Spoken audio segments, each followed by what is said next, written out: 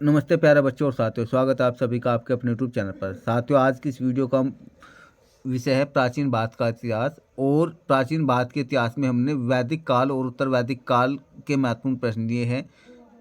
वैदिक काल और उत्तर वैदिक काल से संबंधित इम्पोर्टेंट जो क्वेश्चन है, इससे पूर्व भी आपके एसएससी सीजीएल में, एनटीपीसी में, आपके आईएएस पीसीएस में, super TET, TET, railway group D, इन पर सभी परीक्षाओं में भी इनमें क्वेश्चन आ चुके हैं।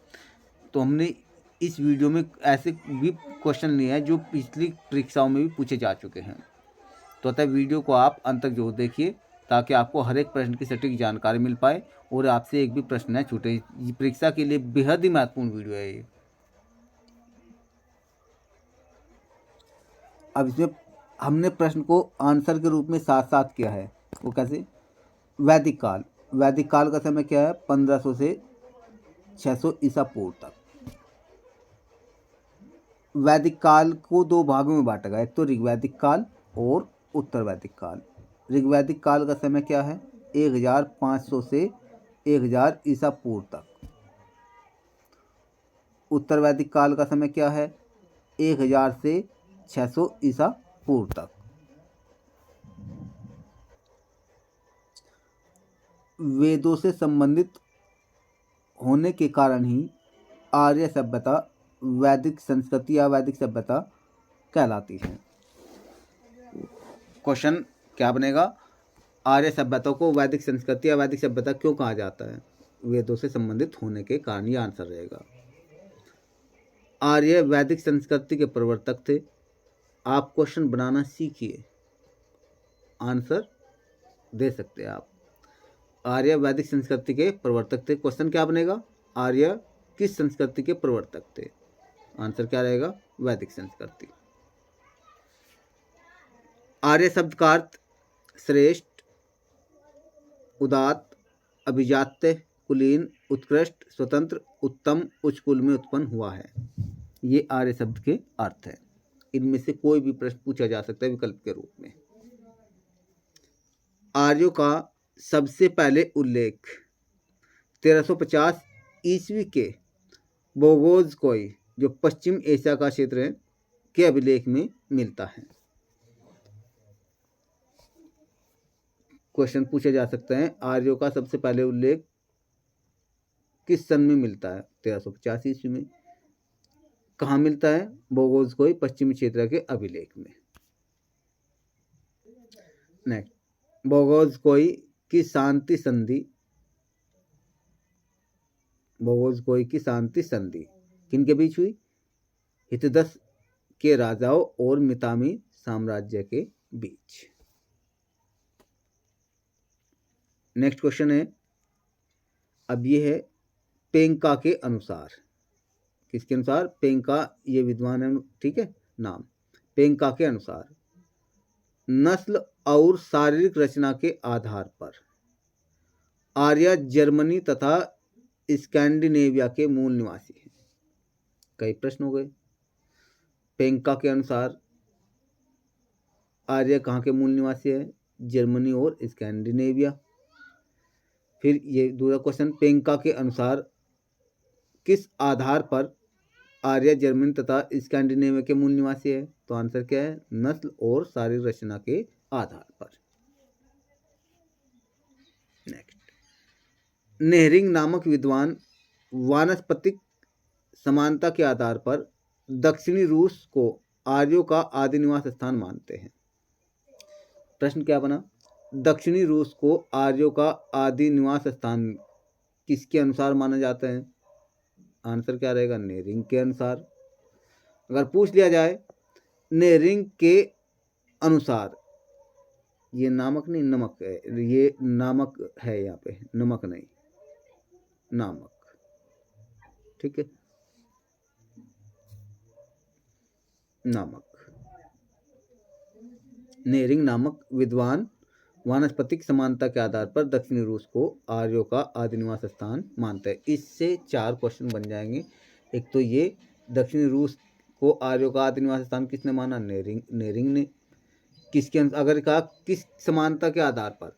वानस्पतिक समानता के आधार पर, ठीक है। नेक्स्ट, पूर्वी राजस्थान, गंगा यमुना दोआब, पश्चिमवर्ती प्रदेश को ब्रह्मर्षि प्रदेश माना जाता है। ब्रह्मर्षि को ऐसे भी लिख सकते हैं, ब्रह्मर्षि, ठीक है, प्रदेश माना जाता है। ये किसने कहा? गंगानाथ झा ने, ठीक है। नेक्स्ट, थानेश्वर, पूर्वी राजस्थान, मथुरा, गंगा और यमुना को ऋग्वेद में ब्रह्मर्षि प्रदेश कहा है। ये भी क्वेश्चन आपको, हर एक क्वेश्चन को बड़े ही ध्यान से सुनना और अपने साथ साथ नोट भी बना लेना, बहुत ही मोस्ट इंपॉर्टेंट क्वेश्चन है। शतपथ ब्राह्मण के अनुसार कांपिल्य, कुरुक्षेत्र, कौशाम्बी, हस्तिनापुर आर्यों से संबंधित क्षेत्र थे। आर्यों से संबंधित क्षेत्र कौन कौन से थे? कांपिल्य, कुरुक्षेत्र, कौशाम्बी, हस्तिनापुर। किसके अनुसार? शतपथ ब्राह्मण के अनुसार। उत्तर वैदिक आर्यों का प्रमुख केंद्र कुरुक्षेत्र था। पूछा जा सकता है उत्तर वैदिक आर्यों का प्रमुख केंद्र क्या था? Kurukshetra. Next, Sanskrit, Latin, Greek, Germany, Romanic, Swedish, Slav, रोमानियाई भाषा को आर्य भाषा कहा जाता है। क्वेश्चन में कुछ ही पूछा जा सकता है, निम्न में से कौन सी आर्य भाषा नहीं है? संस्कृत दे दी जाएगी, उर्दू, गुजराती, तमिल, तो इस टाइप से विकल्प दे जाएंगे, लेकिन आपको ये सब अच्छी तरह से याद कर लेना है। विकल्प जो भी आए, कैसा भी क्वेश्चन आए, बड़े आसान से आप कर सकते हैं। नेक्स्ट, डॉक्टर AC दास के अनुसार आर्य सबसे आंध्र प्रदेश के निवासी हैं। अविनाश चंद्र दास है ये इसका पूरा नाम, ठीक है। क्वेश्चन पूछा जा सकता है किसके अनुसार आर्य सबसे आंध्र प्रदेश के निवासी हैं? तो डॉक्टर AC दास के अनुसार। Next question, professor Max Muller ने आर्यों का आदि निवास मध्य एशिया बैक्ट्रिया को माना है। प्रश्न पूछा जा सकता है किसके अनुसार आर्यों का आदि निवास स्थान मध्य एशिया या बैक्ट्रिया को माना जाता है? आंसर क्या रहेगा? Max Muller. नेक्स्ट टाइप से क्वेश्चन पूछा जा सकता है, प्रोफेसर मैक्स मुलर ने आर्यों का आदि निवास स्थान किसे माना है? तो आंसर क्या रहेगा? विकल्प दे दिया जाएगा, यूरोप दे दिया जाएगा आपका, ठीक है, ऑस्ट्रेलिया दे दिया जाएगा, कुछ भी ऐसे विकल्प दिया जाए, मध्य एशिया दे जाए या बैक्ट्रिया। तो आपका आंसर क्या रहेगा? आपको अच्छी तरह से सिर्फ ये याद रखना है इस तरह से, ठीक है। कैसा भी क्वेश्चन आ जाए घुमा फिरा कर आप आंसर सटीक से दे सकते हैं। गुड वर्ड्स के रचनाकार प्रोफेसर मैक्स मुलर है। हिमालय पर्वत का दूसरा नाम मेरू है। कैसा भी क्वेश्चन आ जाए, मेरू किससे संबंधित है? मेरू वर्ड किससे संबंधित है? हिमालय। ऋग्वेद में वर्णित गंगा नदी आर्यों की पूर्वी सीमा थी। क्वेश्चन पूछा जा सकता है कौन सी नदी आर्यों की पूर्वी सीमा थी? गंगा नदी, यमुना नदी, सिंधु नदी। तो ऐसे विकल्प दिया जा सकता है, तो आपको क्या रखना है ध्यान? गंगा नदी। बाल गंगाधर तिलक ने आर्यों का मूल निवास स्थान उत्तरी ध्रुव आर्कटिक प्रदेश को माना है। क्वेश्चन पूछा जा सकता है आर्यों का मूल निवास स्थान उत्तरी ध्रुव या आर्कटिक प्रदेश को किसने माना है? दयानंद सरस्वती, बाल गंगाधर तिलक या और भी नाम दिया जा सकता है, लेकिन आपको तो इस क्वेश्चन से जुड़ी हर एक जानकारी को अच्छी तरह से याद कर लेना है। कैसा भी क्वेश्चन आए बड़े सटीक से आप जवाब देंगे। दयानंद सरस्वती के अनुसार आर्य तिब्बत के निवासी हैं, अच्छे से याद रखना। डॉक्टर अविनाश चंद्र दास ने आर्यों का मूल निवास स्थान सबसे आंध्र प्रदेश को माना, ये पहले भी आ चुका है। आर्य आम और बरगद के विषय में नहीं जानते थे। पूछा जा सकता है कि आम किन वृक्षों के विषय में नहीं जानते थे? आम और बरगद के विषय में। आर्यों का सबसे महत्वपूर्ण कबीला भरत था। कौन सा था? भरत। ऋग्वेद में आर्यों के 5 कबीले कौन कौन से थे? पुरु, यदु, तुर्वस, अनुद्रुय, ये 5 कबीले प्रमुख थे ऋग्वेद में। आर्यों का भरत कबीला ब्रह्मवर्त क्षेत्र में था। आर्यों का जो भरत कबीला है वो किस क्षेत्र में था? ब्रह्मवर्त अक्षेत्र में। सरस्वती और घग्गर नदी के मध्य भाग को ब्रह्मवर्त कहा गया है। ये भी आपको ध्यान रखना है। प्रश्न पूछे जा सकते हैं कि किन 2 नदियों के मध्य भाग को ब्रह्मवर्त कहा गया है? सरस्वती और घग्गर नदी के मध्य भाग को। नेक्स्ट, मत्स्य कबीला भरतपुर में स्थित है। जो मत्स्य जो कबीला है वो भरतपुर में स्थित है। अनुस्वद्रुय कबीला पंजाब क्षेत्र में स्थित है। तुर्वसु कबीला दक्षिण पूर्व में स्थित है। अब यहाँ जो है यदु जो कबीला है ये पश्चिम क्षेत्र में था, क्योंकि प्राचीन समय की बात है। जो प्राचीन समय था वो अपराल तो है नहीं तो था में बोलेंगे हम, ठीक है। यदु कबीला पश्चिम क्षेत्र में था। पुरु कबीला जो है सरस्वती नदी के आसपास के क्षेत्र में था उस समय प्राचीन काल के दौरान। Next, the Arctic home of the Aryans पुस्तक के लेखक बाल गंगाधर तिलक है। प्रश्न पूछा जा सकता है the Arctic home of the Aryans पुस्तक के लेखक कौन है? तो आंसर क्या रहेगा? बाल Gangadhar Tilak. Ancient Indian historical tradition के लेखक कौन है? Pargiter. Ancient Indian historical tradition प्राचीन भारतीय ऐतिहासिक परंपरा, हिंदी में तो हो गया। पुस्तक के लेखक कौन है? पार्जिटर। चैकलिंगम पिल्लई नामक विद्वान के अनुसार गोंडवाना की सुरन जाति भारत में आर्य नाम से प्रसिद्ध हुई। इसमें प्रश्न पूछा जा सकता है कि कौन सी जाति भारत में आर्य नाम से प्रसिद्ध हुई, या गोंडवाना क्षेत्र की कौन सी जाति भारत में आर्य नाम से प्रसिद्ध हुई? तो आंसर क्या रहेगा? सुरन जाति। ये भी पूछा जा सकता है किस विद्वान के अनुसार गोंडवाना की सुरन जाति भारत में आर्य नाम से प्रसिद्ध हुई? तो आंसर क्या रहेगा? चैकलिंगम पिल्लई। चैकलिंगम। नेक्स्ट,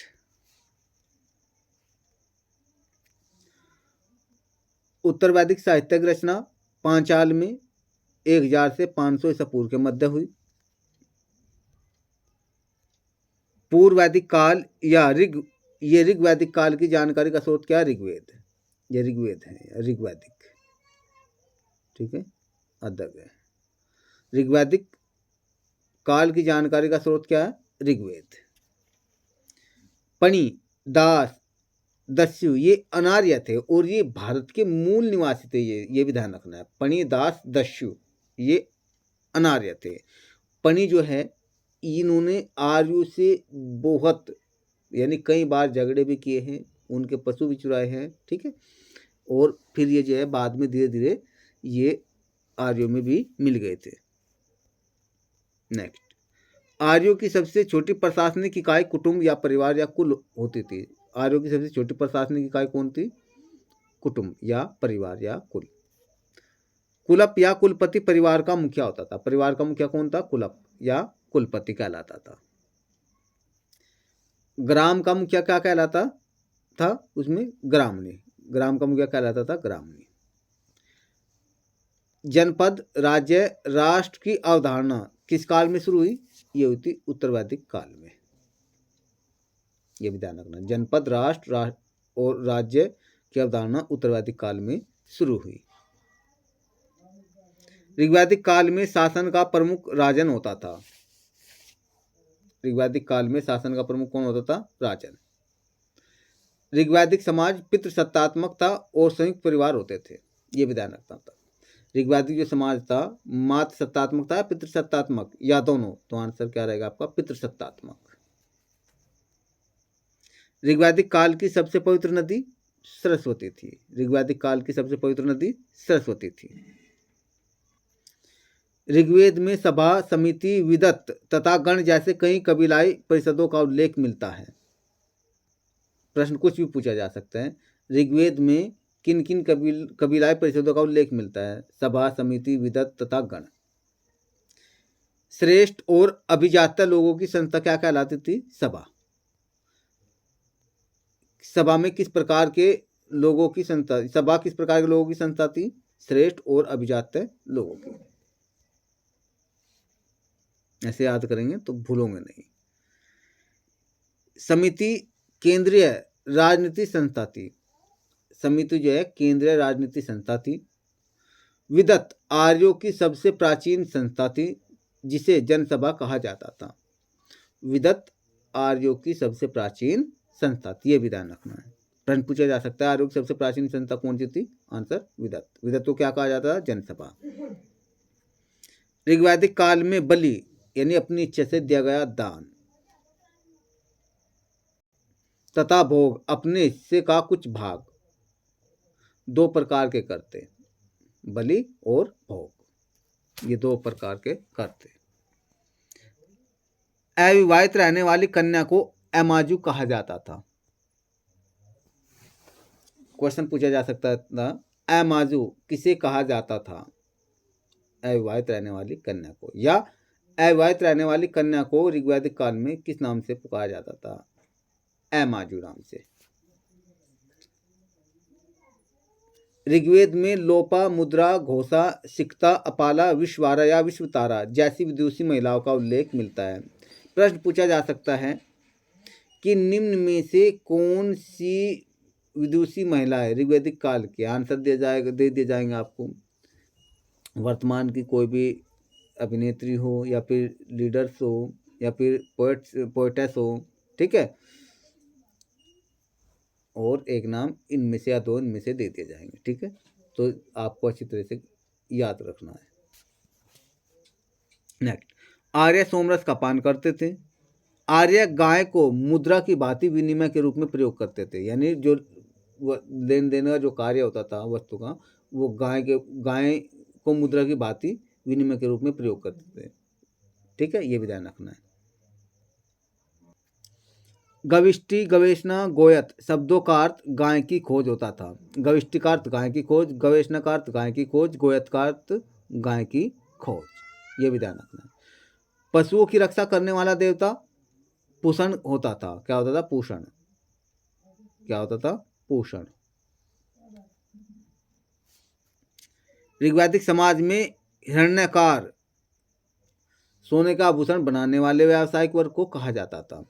प्रश्न पूछा जा सकता है कि ऋग्वैदिक समाज में हिरण्यकार किस वर्ग के व्यावसायिक को कहा जाता था? तो सोने के आभूषण बनाने वाले व्यावसायिक वर्ग को। भिषक व्याधियों या रोगों की रोकथाम करते थे। भिषक किन के लिए प्रयोग किया जाता था? वर्ड वैद्य। भिषक का मतलब वैद्य, ठीक है, चिकित्सक। व्याधियों, बीमारियों या रोगों की रोकथाम करते थे। वैदिक समाज में समय माप के लिए गोधुली तथा दूरी के लिए गवयुति शब्द का प्रयोग हुआ है। वैदिक समाज में समय माप के लिए गोधुली तथा दूरी के लिए गवयुति शब्द का प्रयोग हुआ। ये भी नोट कर लेना अच्छी तरह से आपको, एक भी क्वेश्चन नहीं छोड़ना है, सभी प्रश्न जो है बहुत ही महत्वपूर्ण है। घोड़ा आर्य समाज की उपयोगी वस्तु था। उत्तर वैदिक काल में 3 वेद सामवेद, यजुर्वेद और अथर्ववेद की रचना हुई। उत्तर वैदिक काल में उच्च वर्ग के लोग देवऋण, ऋषिऋण, पितृऋण और मानव ऋण से उऋण होना आवश्यक मानते थे। उत्तर वैदिक काल में धर्म, अर्थ, काम, मोक्ष 4 पुरुषार्थ मानव के प्रमुख लक्ष्य थे। धर्म, अर्थ, काम, मोक्ष, ये 4 पुरुषार्थ थे और मानव के प्रमुख लक्ष्य भी थे। कथक संहिता में 24 बैलों से हल खींचने का उल्लेख मिलता है। क्वेश्चन पूछा जा सकता है किस संहिता में 24 बैलों से हल खींचने का उल्लेख मिलता है? तो है कथक संहिता में। उत्तर वैदिक काल की चित्रित धूसर मृदभान विशेषता थी। यानी उत्तर वैदिक काल की मुख्य विशेषता क्या आती है? चित्रित धूसर मृद भांड। नेक्स्ट है राष्ट्र शब्द उत्तर वैदिक काल में पहली बार प्रकट हुआ। राष्ट्र शब्द उत्तर वैदिक काल में पहली बार प्रकट हुआ। उत्तर वैदिक काल में पांचाल जो है सर्वाधिक विकसित राज्य था। प्रश्न पूछा जा सकता है उत्तर वैदिक काल में सर्वाधिक विकसित राज्य कौन सा था? विकल्प दे दिए जाएंगे, लेकिन आपको ध्यान रखना है पांचाल। उत्तर वैदिक काल में उपज का 1/6 भाग कर के रूप में दिया जाता था। प्रश्न पूछा जा सकता है उत्तर वैदिक काल में उपज का कितना भाग कर के रूप में दिया जाता था? तो 1/6 भाग। गोत्र शब्द का उल्लेख सबसे पहले कहाँ मिलता है? उत्तर वैदिक काल में। और उत्तर वैदिक काल में कौन से वेद में? अथर्ववेद में मिलता है, ये भी ध्यान रखना है, ठीक है। नेक्स्ट है शतपथ ब्राह्मण में गार्गी, गंधर्व, ग्रहिता, मैत्री जैसी विदुषी कन्याओं का उल्लेख मिलता है। प्रश्न पूछा जा सकता है गार्गी, गंधर्व, ग्रहिता, मैत्री जैसी विदुषी कन्याओं का उल्लेख कहाँ मिलता है? शतपथ ब्राह्मण में या ऋग्वेद में या अथर्ववेद में? तो ये आपको अच्छी तरह से ये याद रखना है। शतपथ ब्राह्मण में गार्गी, गंधर्व, ग्रहिता और मैत्री जैसी विदुषी कन्याओं का उल्लेख मिलता है। उत्तर वैदिक काल में सर्वप्रथम कृषि से जुड़े लोह उपकरण अंतर्जी खेड़ा से प्राप्त हुए। उत्तर वैदिक काल में सबसे पहले कृषि से जुड़े लोह उपकरण, जो लोहे के उपकरण है, वे कहाँ से प्राप्त हुए? अंतर्जी खेड़ा से। उत्तर वैदिक काल में हल्के फाल लोहे से बनने लगे थे। उत्तर वैदिक काल में हल्के फाल कहीं से बनने लगे थे? लोहे से, जबकि इससे पूर्व कहेंगे थे लकड़ी के। उत्तर वैदिक काल में लोहे के प्रयोग में सामाजिक आर्थिक क्रांति पैदा की। लोहे का जो प्रयोग है, लोहे के प्रयोग से सामाजिक आर्थिक क्रांति पैदा हुई। लोहे का बना हल का जो फाल है वो जखेड़ा से उत्खनन के समय प्राप्त हुआ। और जखेड़ा कहाँ है? ये उत्तर प्रदेश के एटा जिले में, जो वर्तमान एटा जिला है, ठीक है। यहाँ से लोहे का बना हल का फाल प्राप्त हुआ है। ऋग्वैदिक काल में लोग यव को क्या कहते थे? जौ पैदा करते थे, लेकिन उनकी मुख्य फसल क्या थी? गेहूं और धान। ये क्वेश्चन सभी, इनमें से बहुत क्वेश्चन कॉम्पिटिशन एग्जाम में आ चुके हैं। उत्तर वैदिक काल में मूर्ति पूजा शुरू हुई। उत्तर वैदिक काल में प्रजापति, विष्णु, रुद्र और पूषण मुख्य देवता थे।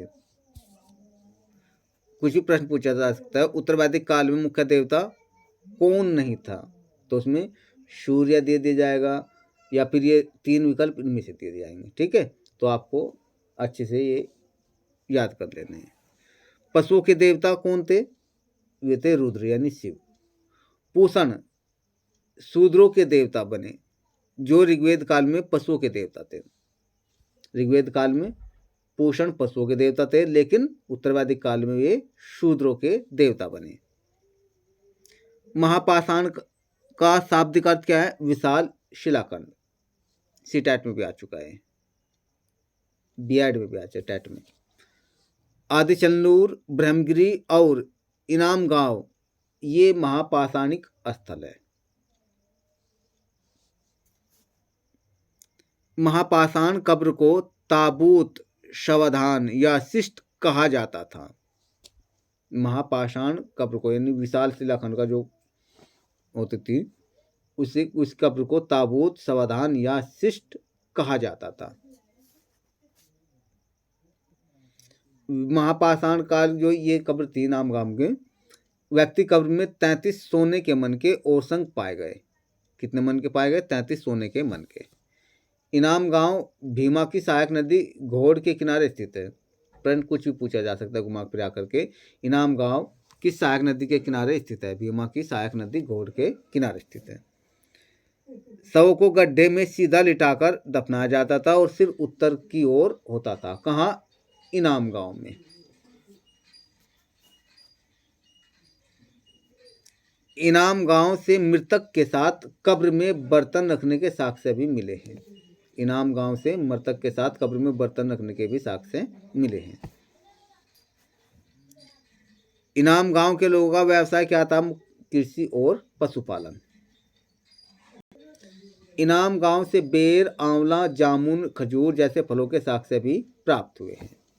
क्वेश्चन पूछा जा सकता है, इनाम गांव से कौन से फल के साक्ष्य प्राप्त नहीं हुए? केला, बेर, आंवला, खजूर। तो आप जब अच्छे से याद कर लोगे तो आप बता सकते हैं। शतपथ ब्राह्मण के अनुसार सदानीरा या गंडक नदी तक उत्तर वैदिक काल में आर्यों का प्रसार हुआ। सदानीरा किस नदी को कहा है? सदानीरा का दूसरा नाम गंडक नदी। किसके अनुसार सदानीरा गंडक नदी तक उत्तर वैदिक काल में आर्यों का प्रसार हुआ? शतपथ ब्राह्मण के अनुसार। ये भी पूछा जा सकता है, शतपथ ब्राह्मण के अनुसार सदानीरा या गंडक नदी तक आर्यों का प्रसार किस काल में हुआ? उत्तर वैदिक काल में। तो किसी भी प्रकार से क्वेश्चन पूछा जा सकता है। सर दर्शन की उत्पत्ति उत्तर वैदिक काल में हुई। राजसूय, ये राजसूय नहीं, राजसूय यज्ञ में 2,40,000 गायें, सोना व अन्य सामान दान में दिया जाता था। कितनी गायें दान में दी जाती थी? 2,40,000। मोस्ट इंपोर्टेंट क्वेश्चन ये भी। उत्तर वैदिक युग में पुरोहित धार्मिक प्रणेता माने जाते थे। प्रश्न पूछा जा सकता है, उत्तर वैदिक युग में किन्हें धार्मिक प्रणेता माना जाता था? पुरोहित को। उत्तर वैदिक काल में चांदी, सीसा, टिन का प्रयोग शुरू होने लगा था। चाक और कुंभकार होने के साक्ष्य भी उत्तर वैदिक काल से प्राप्त होते, यानी चाक के और कुम्हार के, ठीक है, कुंभकार भी बोलते, ठीक है, इनके साक्ष्य उत्तर वैदिक काल से प्राप्त होते हैं। गाय को अघन्या यानी नहीं मारने योग्य कहा जाता था। गाय के लिए क्या शब्द प्रयोग किया जाता था? अघन्या। अश्विनी देवताओं का वैद्य था। देवता का वैद्य कौन था? अश्विनी। ऋग्वैदिक काल में गायों को दूहने के कारण पुत्री को क्या कहा जाता था? दुहिता। पुत्री को दुहिता क्यों कहा जाता था? गायों को दूहने के कारण। किस काल में कहा जाता था? ऋग्वैदिक काल में। वरुण को क्या कहा जाता था? वरुण को कहा जाता था ऋतस्य गोपा। पूर्व वैदिक काल में दाह संस्कार का प्रचलन नहीं था। पूर्व जो वैदिक काल है उसमें दाह संस्कार का प्रचलन नहीं था, केवल शवों को दफनाया जाता था। नेक्स्ट, पूर्व वैदिक काल में धनी लोगों को गोमत कहा जाता था। गोमत क्यों कहा जाता था? क्योंकि उनके पास अधिक गायें के, ठीक है, अधिक गायें होती थी। तो ये 101 मोस्ट इम्पोर्टेंट क्वेश्चन हुए। आशा करते हैं दोस्तों वीडियो आपको अच्छी लगी होगी। मेरा आपसे एक छोटा सा रिक्वेस्ट है कि आप प्लीज़ चैनल को लाइक ज़रूर कर दीजिए और बेल आइकन का बटन प्रेस करके शेयर भी ज़रूर कर दीजिए। एक छोटा सा प्यारा सा स्नेह रूपी और आपके सहयोग रूपी एक लाइक तो जरूर कर दीजिए। फिर मिलते हैं नेक्स्ट वीडियो में। जय हिंद।